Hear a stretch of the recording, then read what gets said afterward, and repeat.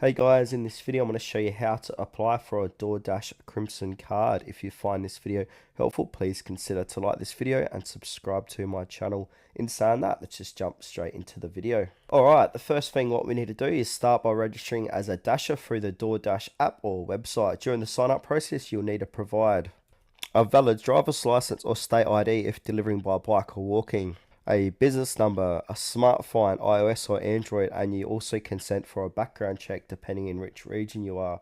Once approved, you can begin delivering. New Dashers may receive a red card as part of their welcome kit. Alright, so there's two different type of cards, of red cards. So one's a virtual red card, so available instantly in the Dasher app. You can add it to Apple Wallet or Google Pay to start using it right away. And a physical red card, if you prefer a physical version, you can order one. It'll be mailed to your address and use like a regular debit card. So after completing your first delivery, all Dashers receive a free DoorDash kit, which include a physical red card. If you lose your red card, you can always get one shipped to you for free from the DoorDash store.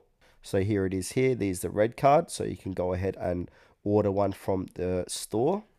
Alright, now to activate the red card. So for iPhone, open the Dash app and go to account. Tap on did DoorDash give you a payment card? Then enter the delight number and last four digits from the back of the card. Android users, open the Dasher app and tap the menu icon. Select red card and then enter delight number and last four digits from your card. Now, using the red card, you only use the red card when the app tells you to pay with red card. The card is preloaded with the exact order amount. At checkout, swipe or insert the card. Always choose credit, never debit, as the card doesn't use a PIN.